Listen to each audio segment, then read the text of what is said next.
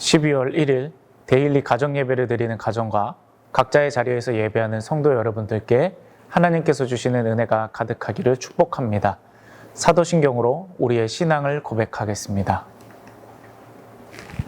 전능하사 천지를 만드신 하나님 아버지를 내가 믿사오며 그 외아들 우리 주 예수 그리스도를 믿사오니 이는 성령으로 잉태하사 동정녀 마리아에게 나시고 본디오 빌라도에게 고난을 받으사 십자가에 못 박혀 죽으시고 장사한 지 사흘 만에 죽은 자 가운데서 다시 살아나시며 하늘에 오르사 전능하신 하나님 우편에 앉아 계시다가 저리로서 산자와 죽은 자를 심판하러 오시리라. 성령을 믿사오며 거룩한 공회와 성도가 서로 교통하는 것과 죄를 사하여 주시는 것과 몸이 다시 사는 것과 영원히 사는 것을 믿사옵나이다. 아멘. 찬송가 382장 너 근심 걱정 말아라 함께 찬송하시겠습니다.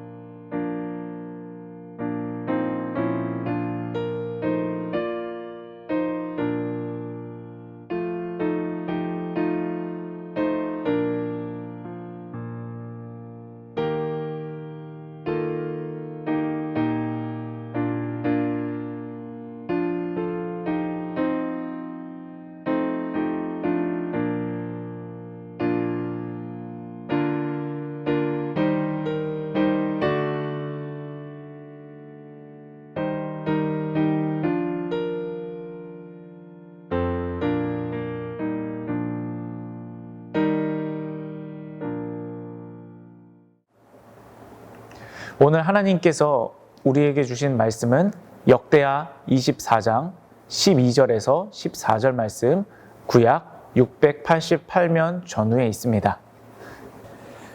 왕과 여호야다가 그 돈을 여호와의 전 감독자에게 주어 석수와 목수를 고용하여 여호와의 전을 보수하며 또 철공과 노쇠공을 고용하여 여호와의 전을 수리하게 하였더니 기술자들이 맡아서 수리하는 공사가 점점 진척되므로 하나님의 전을 이전 모양대로 견고하게 하니라. 공사를 마친 후에 그 남은 돈을 왕과 여호야다 앞으로 가져왔으므로 그것으로 여호와의 전에 쓸 그릇을 만들었으니 곧 섬겨 제사를 드리는 그릇이며 또 숟가락과 금은 그릇들이라. 여호야다가 세상에 사는 모든 날에 여호와의 전에 항상 번제를 드렸더라. 아멘. 이 시간 꺾이지 않는 의지라는 제목으로 하나님 말씀을 전하겠습니다. 요아스는 일가족을 몰살시키고 왕위에 올랐던 할머니 아달랴를 물리치고 제사장 여호야다의 도움으로 우여곡절 끝에 유다의 제8대 왕이 됩니다. 그러나 왕이 된 그의 나이는 불과 7살이었습니다. 그래서 하나님의 신실한 제사장이었던 여호야다의 신앙 지도를 받으면서 전국을 운영하였습니다. 여러분, 그 유명한 솔로몬 왕도 처음 왕이 되었을 때 하나님 앞에 나는 작은 아이입니다. 그러므로 지혜를 주세요. 기도하지 않았습니까? 우리에게도 항상 우리를 하나님께로 향하게 하는 영적인 멘토와 인도자가 있어야 합니다. 그리고 여러분에게는 이미 그렇게 해주시는 분이 계십니다. 바로 성령님이십니다. 성경에서는 성령님을 보혜사라고 말씀합니다. 헬라어로 파리클레토스인데 도움을 베풀기 위해 곁으로 부름을 받은 자라는 의미입니다. 한자 뜻을 살펴보면 더 분명한데요. 지킬 보자, 은혜의 해자, 스승 사자를 사용합니다. 따라서 우리를 지키시고 은혜를 주시고 스승이 되어주시는 분이십니다. 성도와 함께 계시고 성도를 가르쳐 주시고 주의 말씀을 생각나게 하십니다. 무엇보다 우리 영에 계속 그리스도를 증거하셔서 내가 예수 그리스도만을 바라볼 수 있게 하십니다. 그래서 내가 받은 구원을 지키고요. 구원의 은혜를 누리게 하시죠.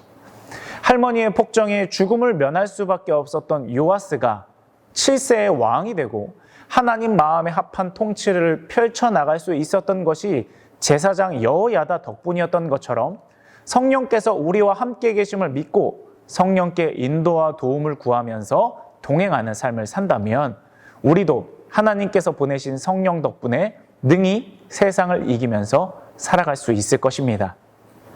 이렇게 요아스는 하나님을 사랑하는 왕으로 점점 교육을 받으며 자라는데요. 그러다가 요아스의 마음에 하나님의 성전을 회복하려는 마음이 생겨납니다. 하나님께서 주신 마음이지요. 그래서 레위 지파들과 사람들을 시켜서 성전 보수를 진행하는데 생각만큼 일이 진척되지 않습니다. 왜냐하면 전대 왕이었던 아달랴가 아들들을 시켜서 하나님의 성전을 부수고 그 안에 성물들을 바알 우상에게 바치게 했기 때문입니다. 따라서 관리들이나 제사장과 백성들이 성전 보수에 대한 의지를 갖기가 어려웠던 것입니다. 보통은 이렇게 상황이 어렵게 돌아가면 포기하기 마련이죠. 특히 패배감에 젖은 사람의 마음을 다시 일으킨다는 것은 정말 어렵습니다. 그러나 요아스는 포기하지 않습니다. 하나님의 성전을 회복하려는 의지를 꺾지 않습니다.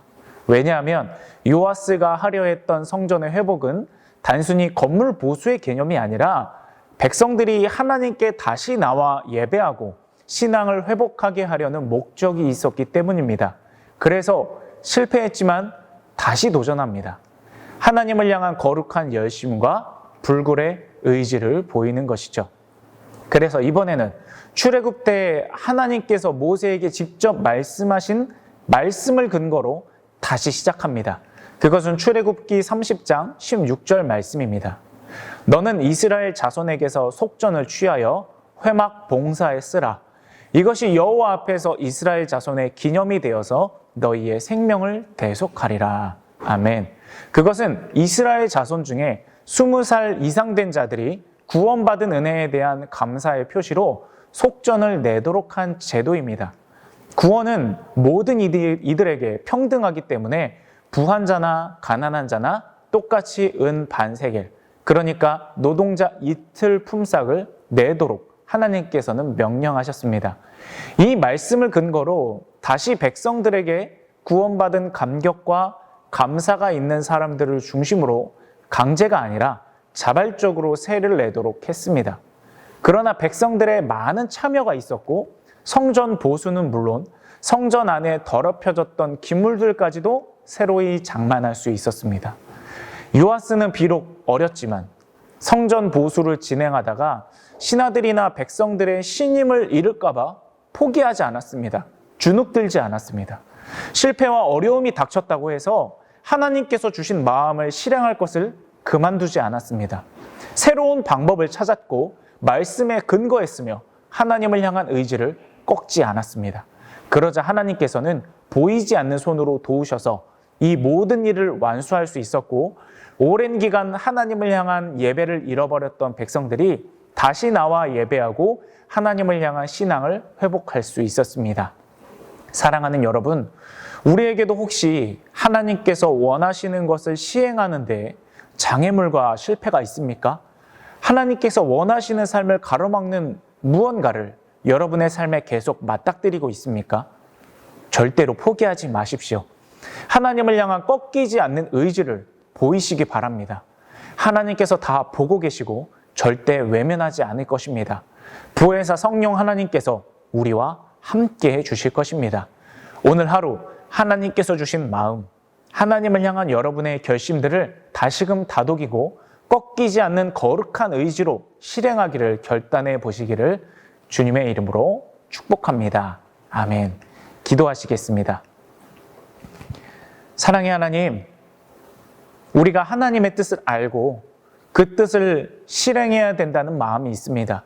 그러나 때때로 이 세상의 여러 가지 것들이 우리의 결심을 무너뜨리고 우리 안에서 일어나는 연약함이 하나님의 뜻을 실천하지 못하게 만듭니다. 그러나 우리가 끝까지 포기하지 않고 하나님을 향한 이 거룩한 결심들을 실천해 나갈 수 있도록 도와주옵시고 우리 힘만으로는 할 수 없사오니 하나님의 성령을 보내주셔서 우리로 하여금 하나님의 영광을 위한 일들을 삶 가운데 풍성하게 행할 수 있도록 도와주시옵소서. 예수님의 이름으로 기도드립니다. 아멘. 함께 주기도문 하시겠습니다. 하늘에 계신 우리 아버지여, 이름이 거룩히 여김을 받으시오며 나라가 임하시오며 뜻이 하늘에서 이루어진 것 같이 땅에서도 이루어지이다.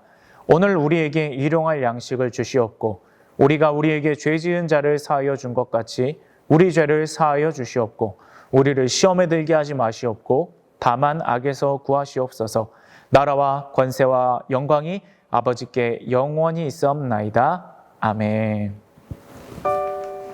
이 시간 함께 기도하기를 원하는 것은요, 하나님의 뜻을 알지만 여러 상황과 여건과 또 실패했던 과거의 경험들 때문에 다시 도전하지 못하고 있는 것이 있다면 꺾이지 않는 의지로 새로이 도전해 보기를 바랍니다. 요아스에게 여호야다가 있었듯이 나에게는 보혜사 성령 하나님이 계십니다. 그러므로 하나님을 의지하고 신뢰하면서 도움을 요청하는 기도를 드려봅시다. 그리고 담대하게 하나님의 영광을 위한 일들을 해나가시기를 바랍니다. 함께 기도하시겠습니다.